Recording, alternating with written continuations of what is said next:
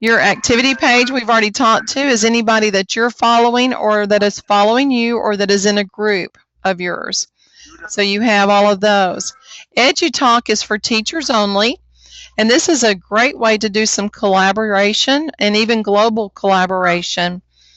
You can see that I can follow people, that I can see what is trending, and if I go in here and tie it in to my Twitter account, anything I post in here will go out to my Twitter feed.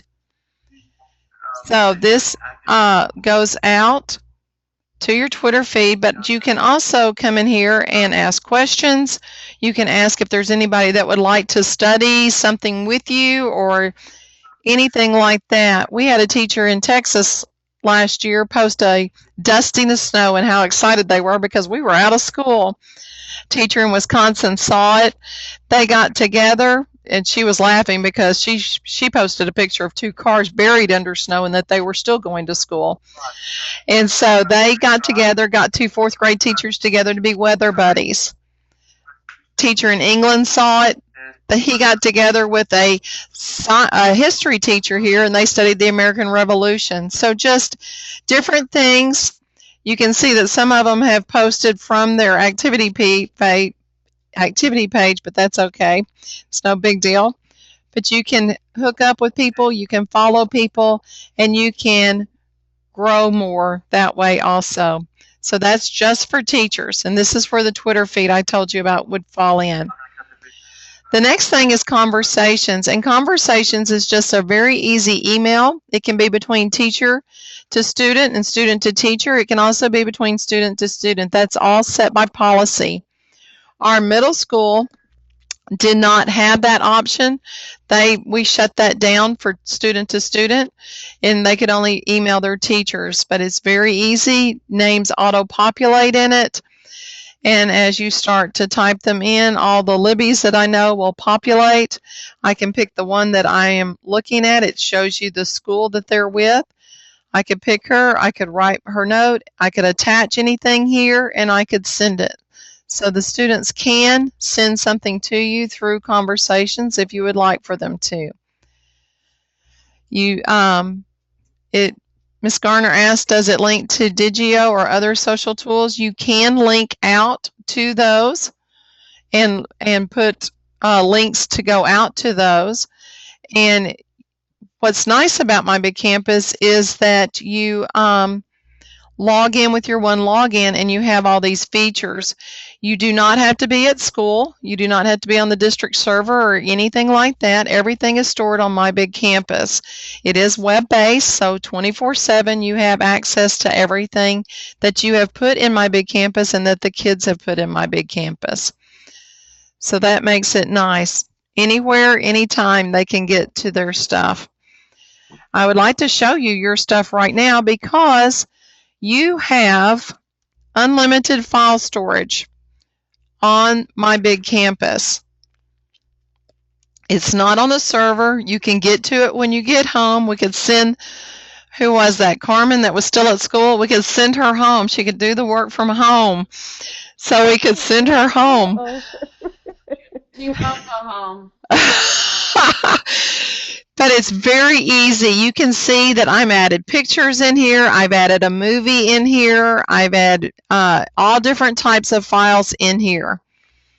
So it's as easy as clicking the add button. You can see I can add a file, a YouTube video, or a website. If I'm going to add a file, I can click here to upload it, or I can click and drag. I took a screenshot of your web page today, so I could just click and drag and drop it in here.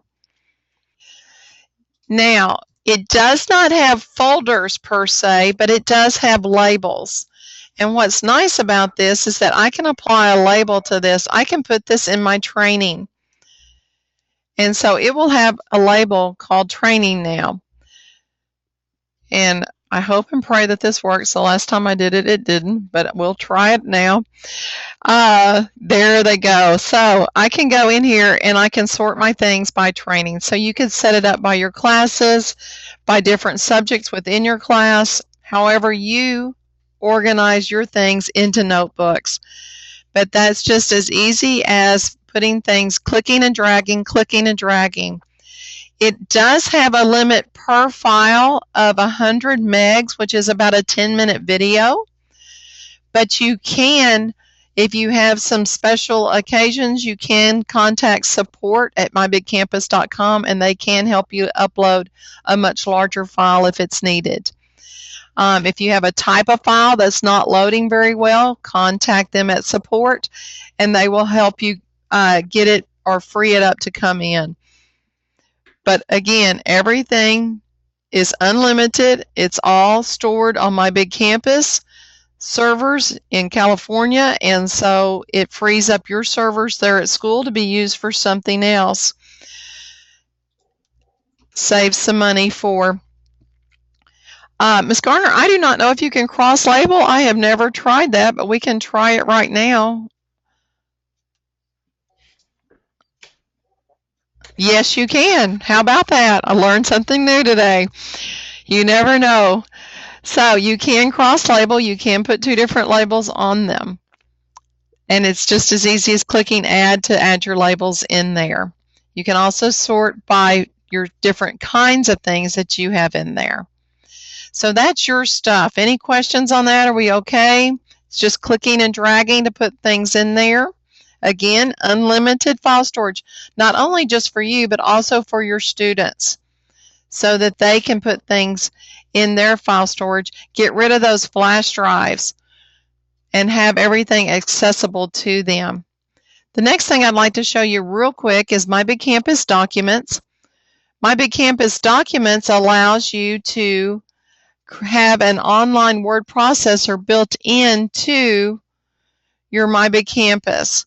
This is also great for your trainings and different things like that. It could be lesson plans. It could be a file you want your rubrics. It could be your agendas for your teacher meetings or for any training that you want to do. So it's just a matter of renaming this. And to rename it, you just type in and clicked. And then I'm just going to type in some things. You can see that I do have the option to add a picture in here. I had the option to put in special characters. So if you need your Spanish symbols, French symbols, some math symbols are in here. You have the option of adding them in. So you have those options there. You can add a chart or a table, change your font size, anything like that. What's nice about this is that after you save them, you have the option to share it. And in sharing it, I can share it with an entire group, an entire school, or an entire district. Then I can also open it up to the public, or anybody on the internet. So if this is something, a form that needs to go home to the parents, I could open it up, send the URL home. The parents could come to this one document. I could share it with anybody on My Big Campus, or I could keep it private. So you have those options. If I'm going to share it with anybody on My Big Campus and I want Libby to be a part of it, and I want her to help me with my lesson plans, then I'm going to search. I'm going to click Add to Libby here, and then I can click on her and allow her to be an editor. So great for students. It is not as collaborative as you think of with Google Docs, where you can all be on it at the same time. This is more of one person on and save, another person on and save. And what's also very much like a wiki. But what you can do with this is that I can share this out. Libby can make changes, and then I can review the revision history. It will pop up over here on the side, so I can see the different revision things. I can send this home. They could print it out. And again, in the share, I would need to make it public, and I could send home this URL is how you would make it let somebody outside of My Big Campus see it. They would see that one page, they could come to it, and then that's as far as they could go. They couldn't go anywhere else. So that would be a way that you could send it home. that parents could see what you needed to see or show them. So that's my big campus documents in just a real quick nutshell about that. It always opens up in another window, so you have to close that one and to take you back. One thing I will warn you about, if you share it with the entire group, they have to go to that group to find it. And again, you see the same labels as you saw in your stuff, and you can organize it, put it into those labels, and then if you can't handle all of this, you can just hit that label and pull up just those things. Again, if you shared it with the group, you will need to go to that group to find that. So that makes it easier to find things. Let me jump back out here. We use this a lot for our agendas because that way we can go in and put notes in there, put questions in there about what we would like to talk about at our next teacher meeting. We use it a lot with our teachers sharing lesson plans and creating a lesson plan that way. Let's jump. You can see the calendar. You have the blog option, and then, of course, your profile that you can go in and change.